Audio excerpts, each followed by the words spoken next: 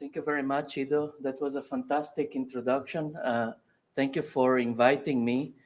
As Ido said, I am from the 3D SIG COSI, but Gonzalo, who is my co-organizer here, told me to say that we come in peace. But I would like to tell you about several of the methods that we develop. And again, first I have to make an advertisement that I was asked to show you that if you're still lost in Montreal after ISMB, there is another fantastic meeting coming up of interest for this audience. So scan your code and get a free beer, tell the organizers. So I am between a physicist and a biologist, and I would like to say that what I will talk to you today about is biophysics, but really it's not really biophysics. How do a physicist model interactions with spheres? And it's not a joke. It's exactly what we're doing, but it's as artificial as it can be, because we invent a sphere around the van der Waals radii of an atom, and if those interacting spheres are in contact, that modulates the amount of interaction between two atoms. This Sij on the left is the surface area in contact, and the epsilon ij, you see the prime on top of the I and the j, that means the atom types. So whereas two atoms are in contact, these atoms represent an atom type that defines the type of interaction that they have. And this has a matrix associated to it that tells me if the interaction between two atoms is favorable or unfavorable. And this is a function that is in one of our docking software, the one that I developed and graduated with, doing 10 simulations, each one 45 minutes long on my PhD. And now we can do one simulation in 0.1 second, as I will tell you in a moment. This scoring function is a pairwise scoring function that was derived from trying to better score real complexes and small variations, just like you see in red around the yellow, which is the experimental solution, versus low energy decoys that are more than 2 angstroms away from this experimental solution and its variations, but minimized in terms of the current round of this scoring function, and this is done over many rounds. It's not unlike what now is called generative adversarial networks, GANs. So this fight between positive and negative to find parameters that really differentiate challenging counterexamples. But it's just Monte Carlo. So we didn't tell the system anything about what are favorable or unfavorable interactions in nature, but many of the things, like positive or negative, positive atoms, positively charged atoms interacting with negatively charged atoms, or hydrophobic with hydrophobic, or donor versus acceptor. They're all favorable.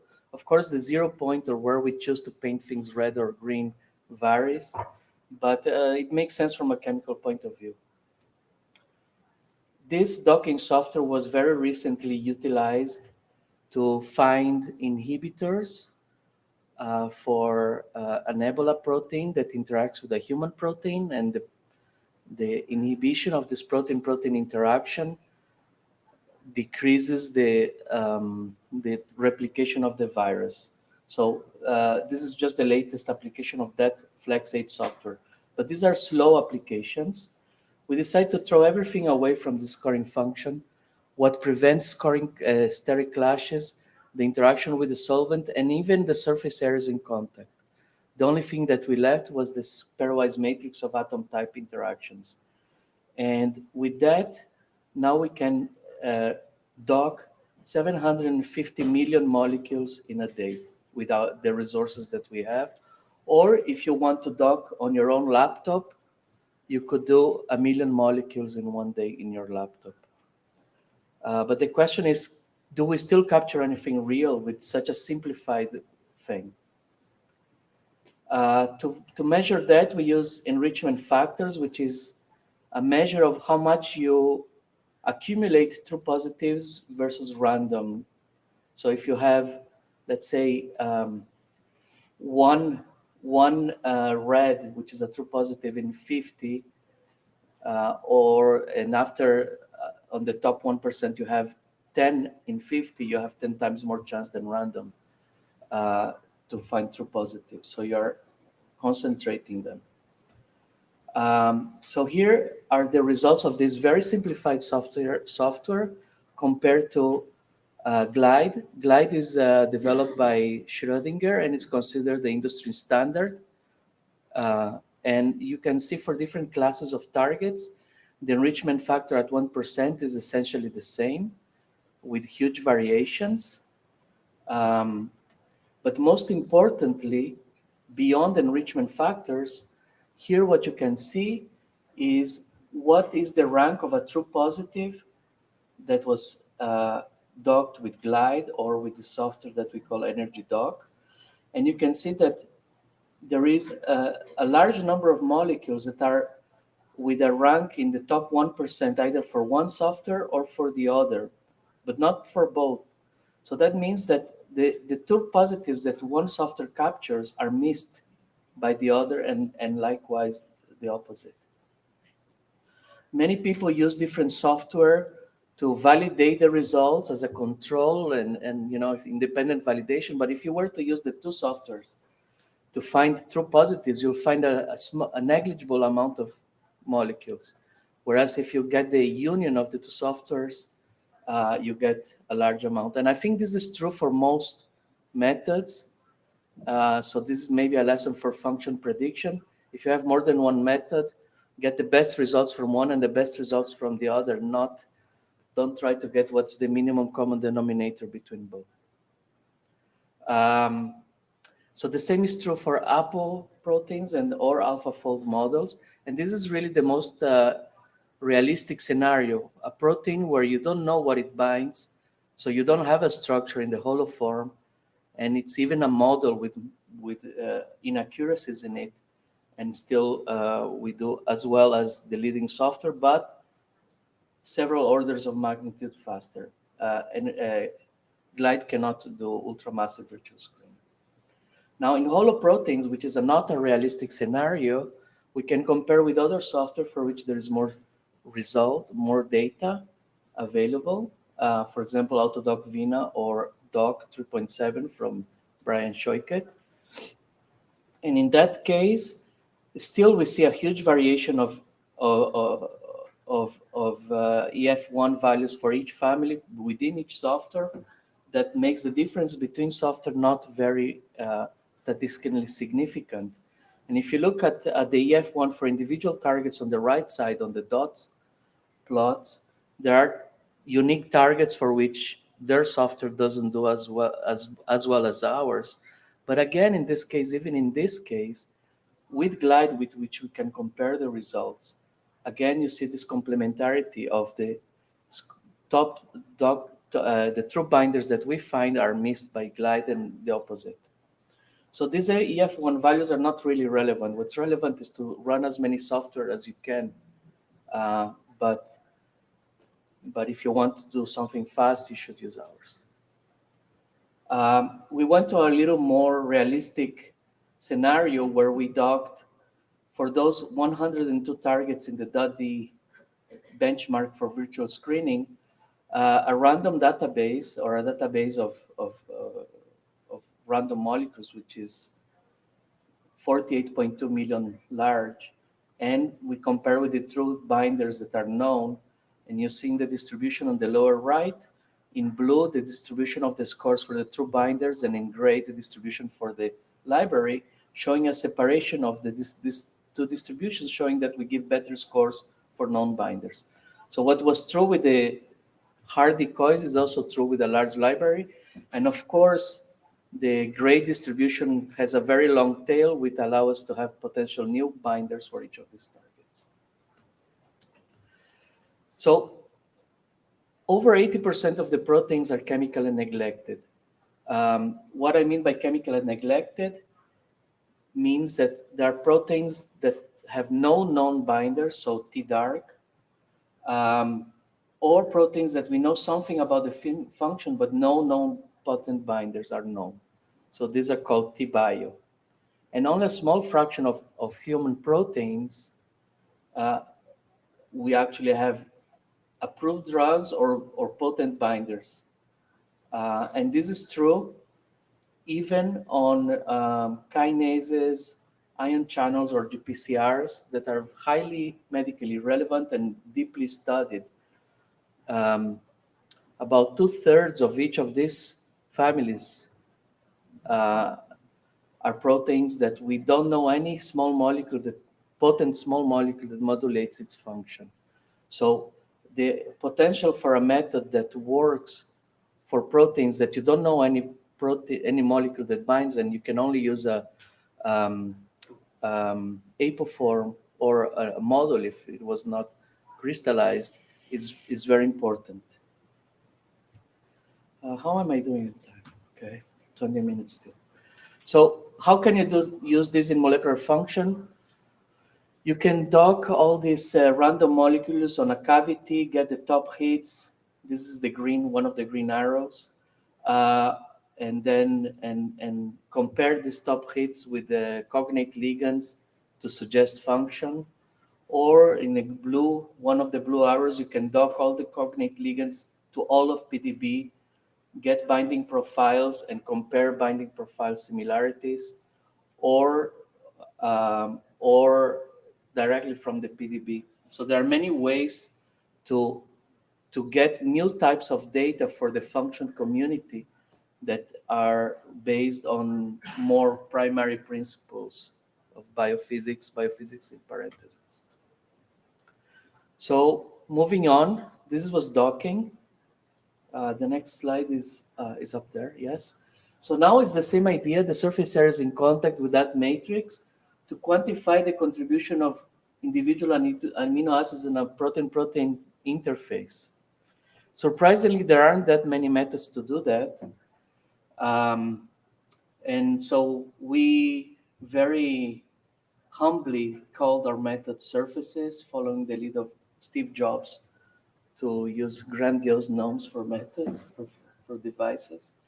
So ours is called surfaces, and surfaces does, as well as free energy perturbations, the last column on the matrix, when you compare to experimental delta delta G surface plasmon resonance derived values of the effect of mutations on the strength of a protein interface interaction. So there are a number of methods here, some machine learning methods, GBSA that you may know, and free energy perturbations with 100 nanosecond MD simulations. And if you see the correlations down, basically that's where we are. This is FEP is the state of the art nowadays, and this very extremely simplified surface areas in contact with pairwise uh, energy does the same. So I am happy that our method that is incredibly fast does as well as a method that takes a day to evaluate a mutation. But I'm also sad, being in the field of computational biology for over 20 years, to see that an idea that really is 20 or 30 years old and so simple does as well as the most advanced methods that we have nowadays. So everything old is new again. Uh, we were asked by our reviewers to compare more than just the spike protein. So we used a data set from Amy Keating at MIT with 1,000 mutants. And again, the correlations are basically the same, but the quality of the modeling of these mutations affects a lot the results. So if you use Rosetta or FoldX to model the mutants, makes a big difference. And again, these images are heavy, so it takes time to change. And then we could compare also with GREEN, which is a method for the evaluation of the contribution of residues to a protein-protein interface. That's a computational method. And again, we have some correlation, but there it's computational method versus computational method. So take that with a grain of salt. But you can do things fast. That very method, that very paper of the Ebola protein interacting with ubiquitin, my friend at Rutgers told me these two proteins interact. Can you model them? I said, yes, we modeled them. And then we predicted the mutations that would break the interaction. So they did a mutation, and indeed, and that's how we validated the complex. We didn't do X-ray. And later on, when we found the two molecules that I showed in the beginning, we also did mutations that would prevent the molecules from binding, but not the interface from being created. And so we validated also the molecules with mutations that we identified with these method surfaces. How can it be used to probe molecular function? Well, the very clear thing is the effect of mutations on stability and protein interactions. And the latest thing, which is something that one of my students is going to show tomorrow at the 3D-SIG, tomorrow or the day after, I don't know, 3D-SIG, is energetics-informed geometric clustering of epitopes for the spike protein. So this is not just geometry, but also weighted by the energetics, and that makes a big difference. And so this type of energetics-based clustering of relevant residues in protein-protein interactions is something that may be very useful for the function COSY. Last thing that I want to talk about is normal mode analysis. This is the lesser known cousin of molecular dynamics. It gives you not a trajectory in conformational space, but it gives you the range of movement and the direction of favorable movements for each amino acid. So if you see in the center, you have for each amino acid an arrow, all the yellow, all the green, and all the red set of vectors define a movement. Let's say one would be like a bird flipping its wing, the other would be something like this, and the other like that, and so on. Every single configuration of a protein can be derived from a linear combination of these movements. But this range of movement allow you to create a conformational ensemble, as it's seen on the left, or, for example, to see which regions are more or less rigid, and that vibrational entropy also affects the stability of a protein. All of this method is informed by this beta term. The entire PhD of my student was beta in this equation that already existed. So it's the same epsilon for atom types, the same surface area in contact as before. When the COVID pandemic started, we shifted to study it, and my student had a brilliant hypothesis that once she saw that mutation, that it was making the open state more rigid and the closed state more flexible.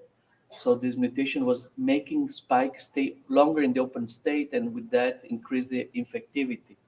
And indeed, she showed that you see in these graphs of the vibrational entropy of each residue in the protein, that the open state with the arrows to the top is more rigid than the closed state with the graph going to the down below zero in purple, showing that this mutation is making the closed state more flexible and the open state more rigid. This was then validated experimentally, and it's different. It's different between it's a difference between SARS-CoV-2 and SARS-CoV on the right, perhaps explaining why SARS-CoV-2 was more of a problem than SARS-CoV that came and went.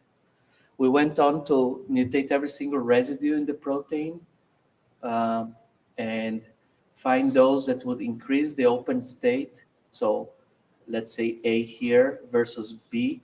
So depending on the direction and the magnitude of these vectors, it changes the probability of how rigid something is and how likely you are to move to the open state. And we use a Markov chain, a Markov model to simulate the occupancy, to calculate the occupancy based on these probabilities, and found mutants that were improving the open state occupancy and were later selected in variants. So here you have some sort of timeline mixed with geography also of variants of SARS-CoV-2. And we were super excited that we could, with such a simple method, predict if a variant was going to be more effective or less. And that all of this crashed around Delta when occupancy was not longer seemed to be favored, and that was the time when vaccination started. So here in these graphs, you see some of the mutations on each of the variants. And what I'm plotting is a delta delta G with respect to the variant where it came from, that given variant, versus the delta delta G for binding antibodies that bind in the interface that is relevant for that interaction. And the further away you are in quadrant 1 or 3, so for example alpha, where you have the greens and the pink, these mutations either make binding to ACE2 stronger, but at the same time binding to antibodies is stronger, or weaker for both. So this is the trade-off. You cannot have your cake and eat it too for the virus. The virus either makes interactions with antibodies weaker, so immune escape, but at the same time it loses some binding to ACE2, or it risks more binding to antibodies, which was not a problem before vaccination, but otherwise loses. So this is what we call the enthalpic trade-off.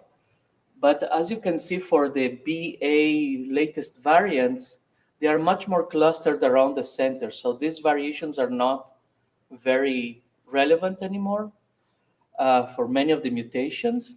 And for example, you can see the pink one, N501, it's moving towards the center. So the context of a mutation also changes its function. So whereas before it was selected perhaps because of not only the occupancy, but also the increased binding to ACE2 before vaccination occurred, now the different context around this mutation is also changing the selective pressure to maintain perhaps this mutation. So with these changes on the latest variants, we can look at how much it stays in the open state based on our calculations versus the delta delta G of binding to antibodies or to ACE2. And you see that there is a shift towards less occupancy for some of these variants, so a shift towards the right. So it's decreasing the occupancy, and to us, this is what we call the entropic trade-off, whereas the virus stays less time in the open state, thereby having less risk of interacting with an antibody at the expense of having less chance to interact with these two. So enthalpic and entropic trade-off, and all of this you can hear in the talk of one of my students. By the way, I forgot to mention the ultramassive virtual screening also. One of my students have a talk, which I sure have nothing to do with the selection of the talks in 3D-Sig. There were 5 people there. I was not one of them. All of this biophysics informed risk of variants is coded on a system to do real-time annotation of SARS-CoV-2 variants, part of COG UK, with a colleague, former student of Janet, Matthew Bashton, and we have this thing called Spears. So whereas variants are normally found by means of seeing that their number appears to rise in a population, here you can have an early alarm system before the numbers even arise by saying this variant has biophysical properties that make it more relevant. So watch for it.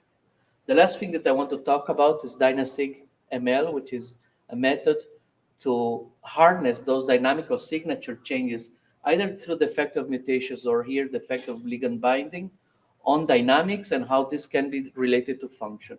So here we have the mu opioid receptor, and you see in the graph at the bottom left the Emax, which is the how much this ligand the efficiency of this ligand in activating a particular type of response. I think it's G alpha. The student also here and also is going to give a talk tomorrow or the day after to this thing. But then we can use these dynamical signatures that you see on the right side of the top row, and this vector can be used either for machine learning methods or with a lasso regression, which we prefer, to try to understand and predict function. So for example, here for the mu opioid receptor, we have 180 ligands, and they are very similar to two different types, either fentanyl or morphine-like molecules. But all of these are binders of the mu opioid receptor. So just to predict that it binds the receptor is not enough to predict its function. But when you use these dynamical signatures, we can predict much better than random if a ligand will be a high efficiency or a low efficiency ligand. The same thing can be done for mutations. So this is DMS, deep mutational scan of VIM2 beta-lactamase. And we can, based on this, the effect of mutations, many of which are very far away from the binding site, predict the effect of these mutations on antibiotic resistance better than existing methods. So I'm finishing for the first time in my life with perfect timing with the conclusions. And the conclusions are that very simple atom type pairwise matrix of pseudo interaction energies is very powerful. We use that to in a number of methods: energy dog for ultramassive virtual screening, surfaces for the effect of mutations on protein stability and interactions. We use that also for the interaction energy informed functional assignment of atoms, of residues, the effect of mutations on dynamic and function, DynaSigML. I didn't speak today about ISOMIF. It's another method we have, which is the child of the method that I developed while I was with Janet. It was called ISOClef. This one is called ISOMIF. Whereas in ISOClef, we compared atoms in the surface to find similarities.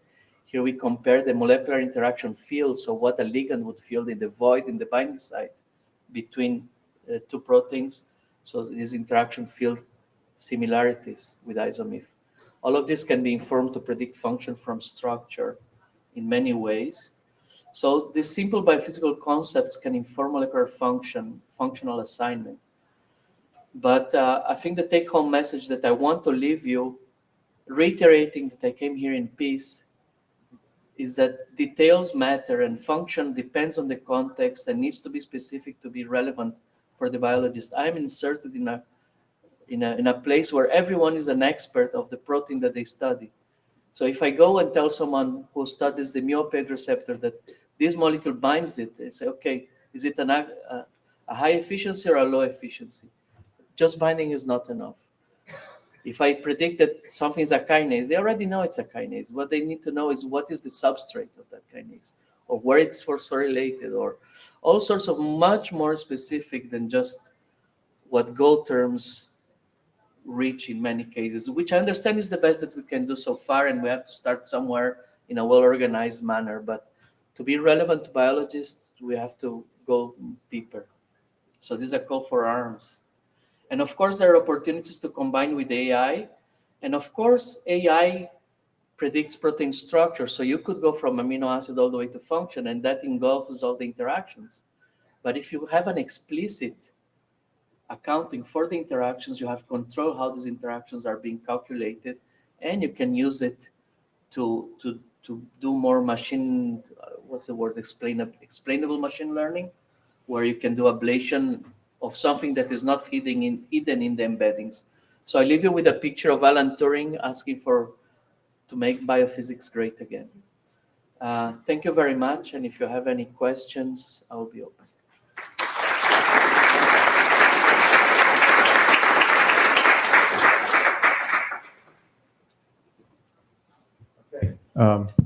Thank you very much, Rafi, for a very inspiring talk. Questions?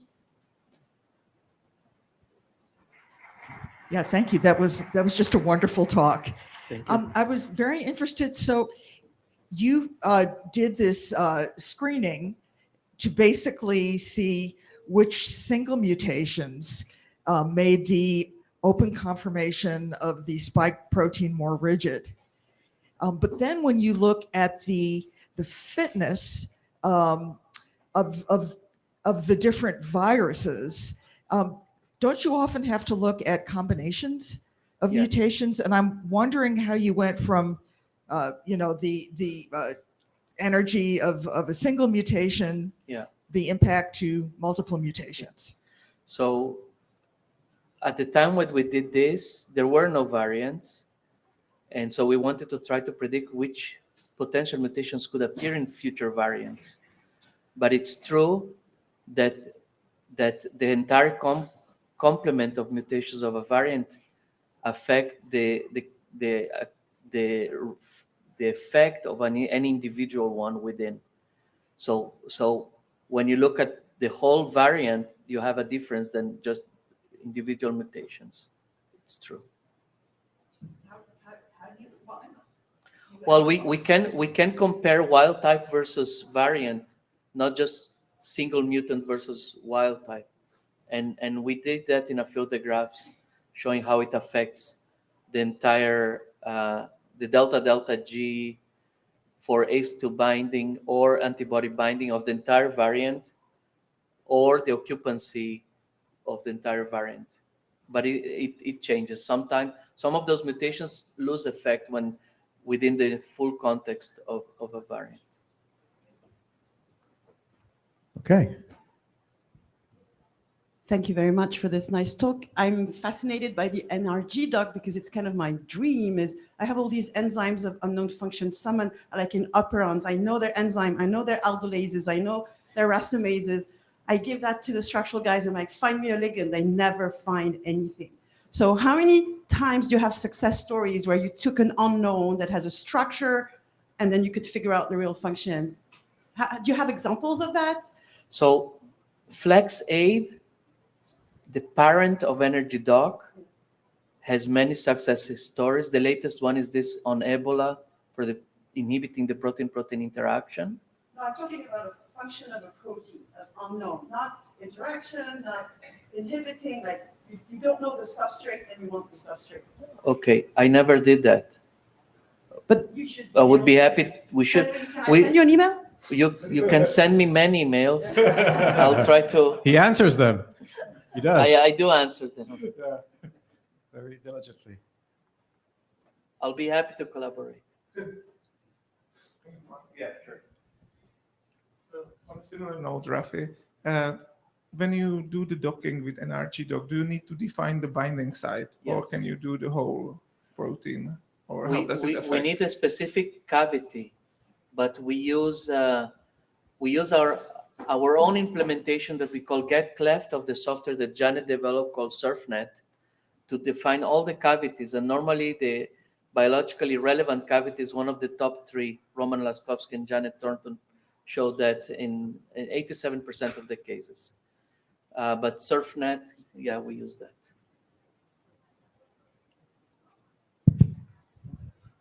In energy doc, is the energy functions parameter optimized to minimize the RMSD of the doc ligand or to regress over the binding affinity?